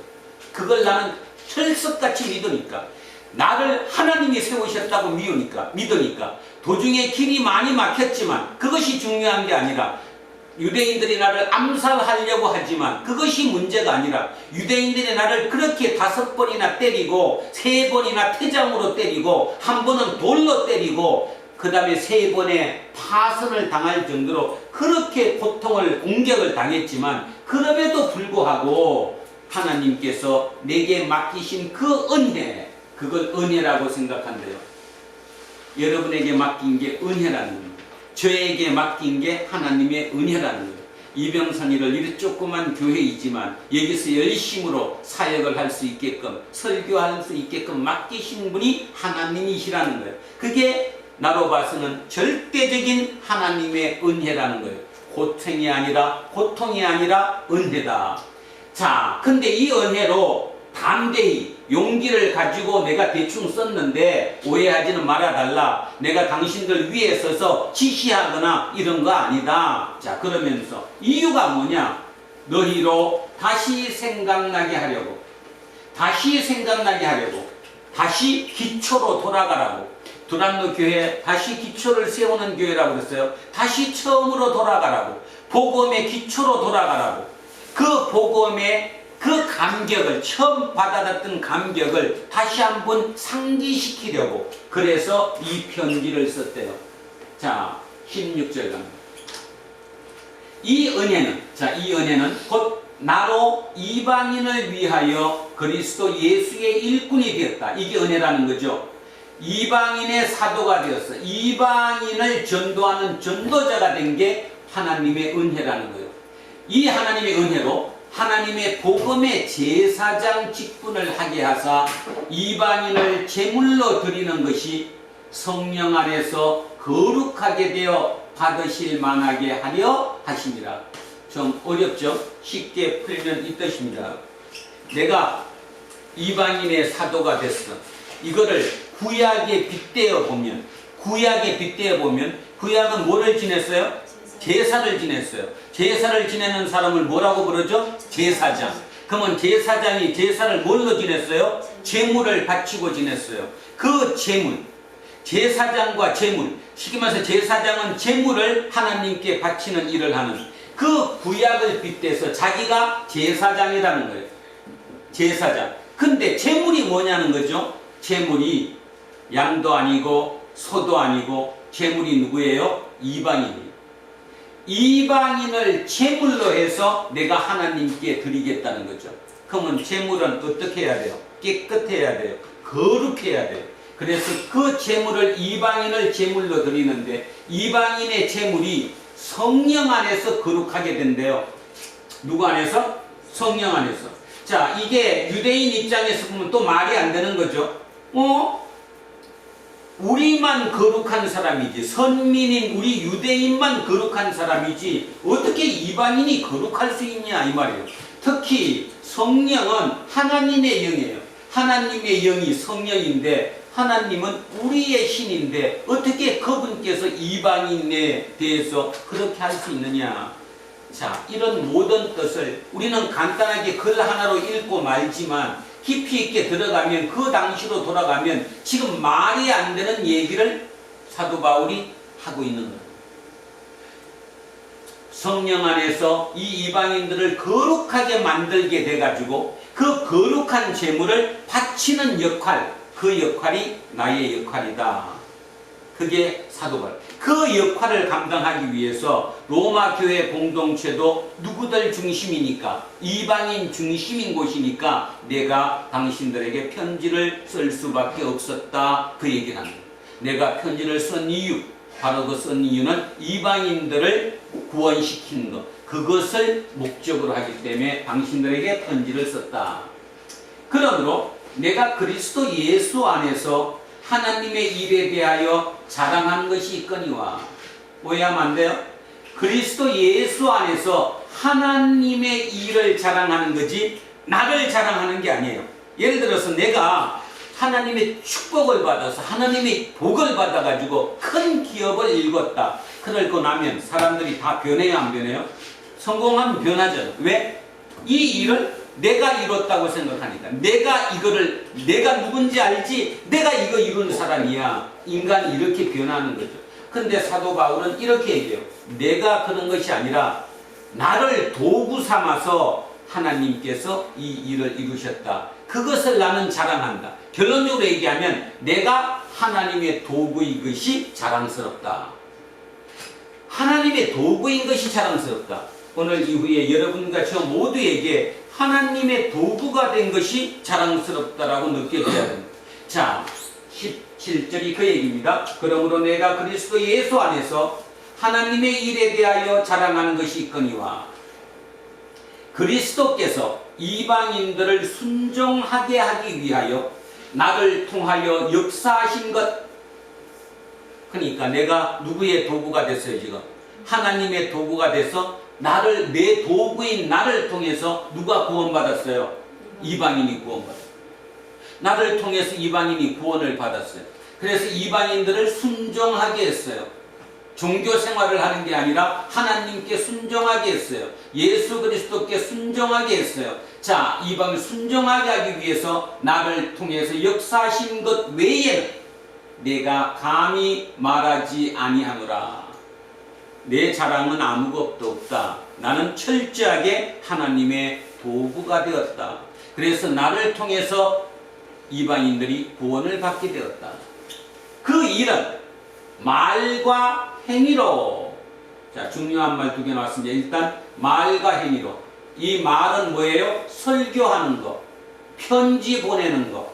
그런 말은 여기서 두 가지 의미가 있는 거예요. 그러니까 말로, 설교를 통해서 또는 편지를 통해서, 그 다음에 행위로, 내 삶으로, 내 살아가는 이 삶의 모습으로, 이 모습으로 이들을 구원하게 했다는 겁니다. 그 다음에 19절에 표적과 기사의 능력으로, 표적과 기사, 뭐 표시 하나도 알아듣죠? 어떤 기적입니다. 이런 능력으로, 성령의 능력으로 이루어졌으며, 다시 말과 행위로, 표적과 기사의 능력으로. 이 표적과 기사가 사도 바울을 통해서 참으로 많이 일어났죠. 뭐 시간, 여러분 옛날에 우리 사도행전 하실 때 기억하실지 모르겠지만 누구를 통해서, 사도 바울을 통해서 여러 이적과 기사와 표적들이 다 일어났어요. 이런 일이 누구의 능력이라는 거예요? 지금 성령의 능력이라는 거예요. 사도 바울 개인의 능력이 아니라 성령의 능력으로 그 모든 것이 이루어졌고, 그리하여 내가 예루살렘으로부터 두루 행하여 일루리곤까지 그리스도의 복음을 편만하게 퍼지게, 충만하게, 많이, 뭐 이런 뜻이죠. 퍼지게 전하였다. 자, 그럼 도대체 이 일루리곤이 어딜까? 한번 찾아보겠습니다. 지도 한번 잠깐 보여주세요. 자, 아까 우리 여기가 아시아입니다. 여기 아시아. 아시아 여기 들어와 보이죠? 들어와. 아까 누구가 사도 바울이 일로 가려고 다 길이 막히다가 그저 결국 여기 와서 아파 들어 누웠어요. 그래서 의사가 필요했고 그 의사가 누가였는데, 누가가 바로 여기 빌립보, 여기 마케도니아 여기 출신이에요. 여기서 이렇게 넘어왔겠죠. 그래서 여기서 만나서 이제 그날 밤에 뭘 봤대요? 환상을 봤대요. 꿈을 꿨대요. 그래서 일로 넘어갔다라는 거죠. 그래서 이 마케도니아 여기에 선교가 됐는데, 문제는 일루리곤이 여기에요. 성경 어디에도 일루리곤에 갔다는 얘기가 없어요. 근데 지금 여기에는 일루리곤까지 갔다라고 표현해요. 그것도 편만하게, 예루살렘에서 일루리곤까지 편만하게 골고루 퍼져서. 이게 말이 안 되잖아요. 왜 말이 안 돼요? 우리가 알기로 사도 바울이 다 도중에 어느 곳에서는 거절당하고 쫓겨나고 그래서 결국 여기까지 가게 된 건데, 여기까지 가게 됐는데도 어떻게 자기 입으로 그렇게 표현을 할까? 이유는 굉장히 그 사도 바울이 전략적인 사람입니다. 예를 들면 이런 말이죠. 여기 지금 빌립보라고 있는데 이 빌립보에서 설교를 해요. 꽤 여러 달을 하죠. 하면서 여기서 제자를 키워서 그 제자가 자기 고향으로 돌아가요. 그래서 고향으로 돌아가는 방법을 통해서 이 주변을 전도화시키는 거죠. 그런 방법이니까 결국 이 일루리곤까지 갔다는 그 말의 의미는 결국 예수 그리스도의 복음이 여기까지 전파되었다는 것을 의미하는데, 이 중에 빌립보, 여기 데살로니가, 베레아, 뭐 어디든 이 중에서 있던 사람들 중에 이 고향인 여기로 돌아가서 여기도 복음이 전거되었다. 그렇게 보면 되죠. 그러니까 그런 면에서 무슨 말을 하고 싶은 거예요? 지금 사도 바울 입장에서는 어떤 면에서 계속 내가 거부당하고 거절당해서 피하고 도망가고 이렇게 해서 여기까지 왔다고 보통 사람들이 얘기할지 모르지만, 내 개인적으로 지금 돌이켜서 생각해 보니까 예루살렘부터 일루리곤까지 편만하게 하나님이 나를 통해서 복음을 증거하시기 위한 방법으로 그렇게 하셨다. 그 뜻이에요. 그래서 넓어졌다는 거죠. 만약의 경우 하나님이 처음부터 그냥 다 모든 것을 쏙쏙 자기 원대로 다 되게 했다면 여기까지 갈 수 있어요? 없어요? 없죠. 여기서 미리 끝나겠지. 여기서 몇 년씩 있으면서 사역이 끝나겠죠. 확장되지 않을 거 아니에요. 그런 의미에서 이 표현을 썼다 이렇게 됩니다. 여기서 잠깐 보면 이 일놀이군과 이 맞은편 쪽 여기가 로마예요. 정반대쪽이죠. 그죠? 자, 근데 여기 아드리아 해를 건너야 되니까 여기서 여기 있는데도 불구하고 자기가 여기까지 지금 전도를 했다 이 뜻입니다. 자, 돌아가겠습니다. 자, 표적과 기사의 능력으로 성령의 능력으로 이루어졌으며 그리하여 내가 예루살렘으로부터 두루 행하여 일루리곤까지 그리스도의 복음을 편만하게 전했다. 돌이켜 보니까 내가 그렇게 넓은 지역을 그죠 퍼지게 복음을 전했던 이유가 하나님의 은혜였다. 20절. 또 내가 그리스도의 이름을 부르는 곳에는 복음을 전하지 않기를 힘썼으니 이는 남의 터 위에 건축하지 아니하려 함이라. 아까 얘기했죠? 거절당했는데 그게 기분 나쁜 게 아니라 자기 걸로 순종 받아들였어요. 아, 하나님이 막으시는 거구나. 막으시는 이유가 뭐냐? 이사야 52장 15절을 붙잡았기 때문이다. 거기 뭐라고 나왔어요? 주의 소식을 받지 못한 자들이 볼 것이요 듣지 못한 자들이 깨달으리라 함과 같으니라. 이 얘기를 하나님이 자기에게 하셨다고 믿는 거예요. 그래서 그 말씀을 붙잡고 이 사역을 이루어낸 거예요. 그 거대한 사역을 이루어낸 사도 바울의 고백을 오늘 우리는 들었습니다. 어떻습니까? 여러분은 어떻게 생각합니까? 여러분은 여러분이 지금까지 살아왔던 그 자기 고백이 어떤 고백이어야 합니까? 그리고 어떻게 고백할 것입니까? 그리고 앞으로 이 땅에 남은 나머지 기간 동안도 혹시 지금까지 내가 해왔던 것이 신앙과 조금 멀어져 있었다면 다시 신앙으로 돌아올 수 있게 되기를 바랍니다. 거기에 본보기가 누구라고요? 사도 바울이었습니다. 사도 바울은 철두철미하게 하나님께 순종했고 하나님을 드러내기 위해서 애썼던 사람입니다. 뭘로? 말과 행위로. 이 말은 설교하고 편지를 쓰고 내 하루하루의 삶을 통해서 하나님을 드러냈다는 것. 그러니까 나를 통해서 표적과 기사와 이적이 일어났고 이것도 내가 내 능력으로 일으킨 것이 아니라 되돌아보니까 성령의 능력으로 그것이 이루어졌다. 그리고 그 넓은 지역을 내가 전도하게 됐더라. 우리의 인생 말년에 이런 고백이 우리에게 있어야 될 줄로 믿습니다. 그 고백은 하루하루의 삶이 쌓여서 되는 것이지 그냥 하루하루는 딴짓하다가 마지막에 한 번 뭐가 돼갖고 이루어질 수 있는 것이 절대 아니라는 사실을 명심하고 오늘 사도 바울을 통해서 하나님께서 우리에게 주시는 거 기억하셔야 됩니다. 순종하라. 순종이 신앙이다. 그리고 절대적으로 나를 의지하라. 내가 너를 허투루 사용하지 않는다. 내 하루의 삶의 그 모습을 통해 하나님을 드러내는 것이 우리의 삶이다. 그럼에도 불구하고 우리는 세상 속에서 뛰어 살면서 그들과 입을 맞추고 그들과 말을 맞추고 그들과 생각을 맞추면서 알게 모르게 하나님에 대한 생각보다는 세상의 생각에 우리는 더 휩쓸리게 마련입니다. 그때마다 성경을 읽고 묵상하면서 그 하나님께서 내게 뭐라고 말씀하시는지 그 말씀을 굳게 붙들고 살아가는, 그래서 진짜 삼청천을 경험했던 사도 바울을 본받아서 우리 또한 삼청천에 도달할 수 있게 되기를 주의 이름으로 간절히 축원드립니다. 아멘. 자, 오늘 본문 다시 읽고 기도하겠습니다. 천천히 읽습니다. 내 형제들아, 너희가 스스로 선함이 가득하고 모든 지식이 차서 너희 서로 원하는 자임을 나도 확신하노라. 그러나 내가 너희로 다시 생각나게 하려고 하나님께서 내게 주신 은혜로 말미암아 더욱 남에게 예리하고 너희에게 썼노니 이 은혜는 곧 나로 이방인을 위하여 그리스도 예수의 일꾼이 되어 하나님의 복음의 제사장 직분을 하게 하사 이방인을 제물로 드리는 것이 성령 안에서 거룩하게 되어 받으실 만하게 하려 하시니라. 그러므로 내가 그리스도 예수 안에서 하나님의 일에 대하여 자랑하는 것이 있거니와 그리스도께서 이방인들을 순종하게 하기 위하여 나를 통하여 역사하신 것 외에는 내가 감히 말하지 아니하노라.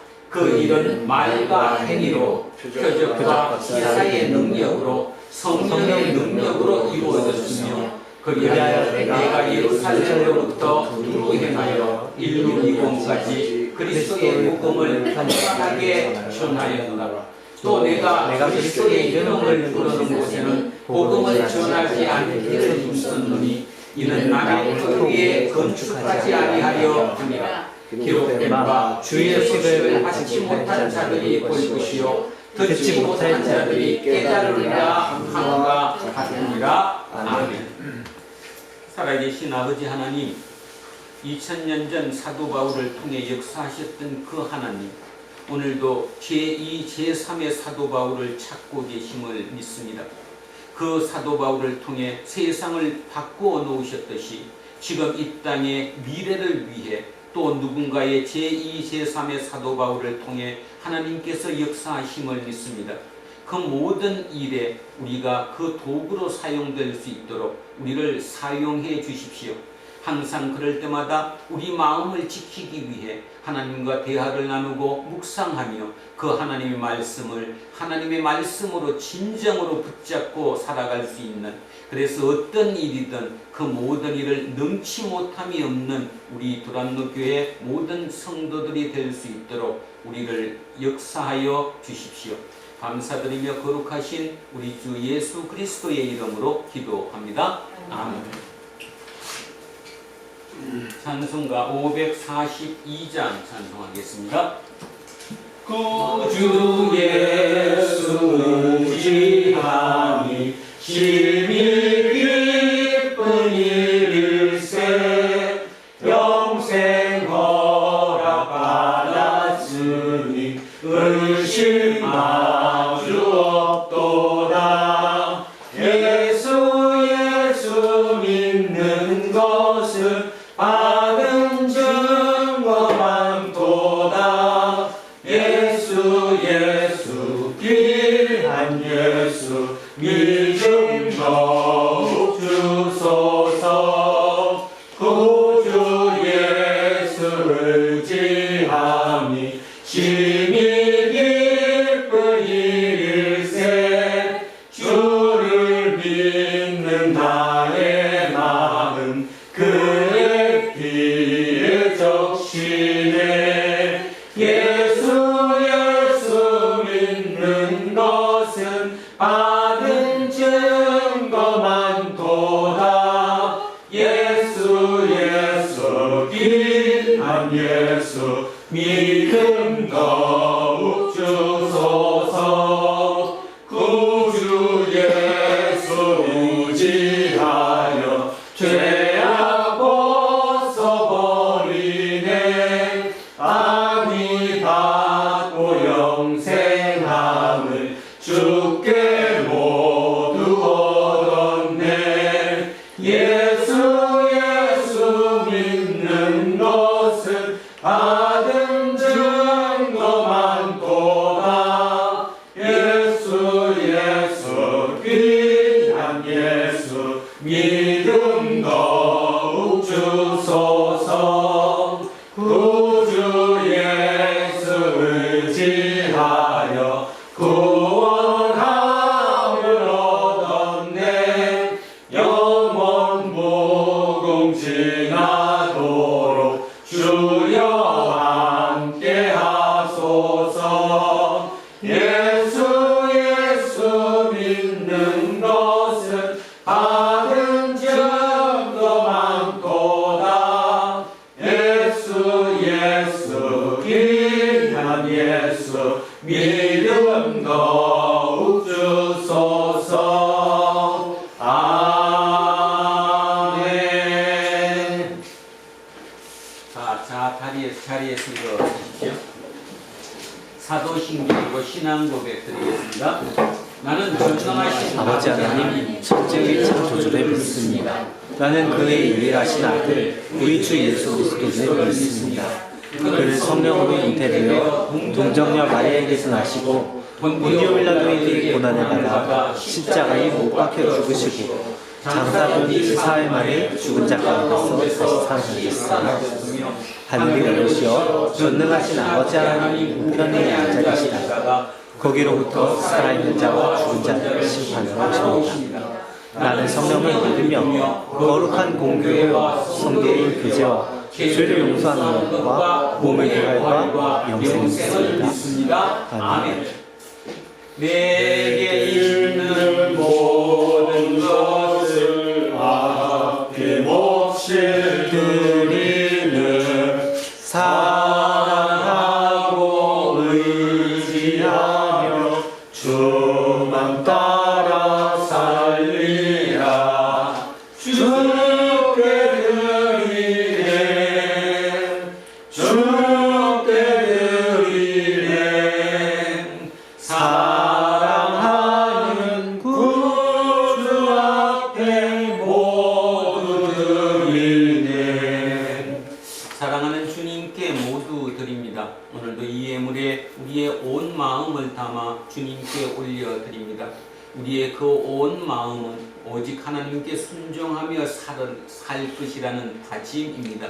하나님의 도구로서 이 땅에서 살아가며 하나님의 영광을 드러내기 위한 그 삶을 살기로, 그래서 내 모든 하루하루의 삶이 쌓이고 쌓여서 그 쌓인 삶을 통해 신앙이 더욱더 성숙되기를, 그리고 하루하루 주님의 그 삼층천에 다가가는 하루가 될 수 있기를, 그 하겠다는 그 소원과 다짐을 주님께 함께 올려드리오니, 이후에 주님의 모든 역사하심으로 말미암아 우리의 삶을 통해 당신의 모습 이 땅에 드러내시옵소서. 감사드리며 거룩하신 우리 주 예수 그리스도의 이름으로 기도합니다. 아멘. 우리는 세상이 읽고 있는 성경이다. 우리는 세상을 원하는 고백이다. 우리는 세상에 관심 갖는 주는다. 하늘에 계신 우리 아버지, 아버지의 이름을 거룩하게 하시며 아버지의 나라가 오게 하시며 아버지의 뜻이 하늘에서 같이 땅에서도 이루어지게 하소서. 오늘 우리에게 일용할 양식을 주시고 우리가 우리에게 잘못한 사람을 용서해 주는 것 같이 우리 죄를 용서해 주시고 우리를 시험에 빠지지 않게 하시고 악에서 구하소서. 나라와 권능과 영광이 영원히 아버지의 것입니다. 아멘. 오늘 주신 말씀에 새 힘 얻어서 세상으로 나가서 살아갈 때에 나 혼자 힘으로 늘 부족하오니 주여 나를 도우사 승리하게 하소서. 아멘. 이제 창조절 열째 주일의 공동 예배가 끝났습니다. 각자의 일상으로 흩어지십시오. 그 일상은 하나님의 선물입니다. 그 일상에는 하나님의 은총이 고유한 방식으로 숨어 있습니다. 보물찾기 하듯이 하나님의 은총을 일상에서 찾아보십시오. 그 은총으로 살아간다는 사도 바울의 고백이 우리의 고백이 되도록 말입니다. 이제는 우리 주 예수 그리스도의 은혜와 하나님 아버지의 영원하신 사랑과 성령님께서 우리와 함께 하시고 우리를 이끄시니 오늘 이곳에 고개 숙인 우리 모두에게와 우리의 자녀들과 가정 위에, 일터와 사업체 위에, 그리고 이 나라 이 민족 위에 이제로부터 영원토록 함께 하시기를 간절히 축원하옵나이다. 아멘.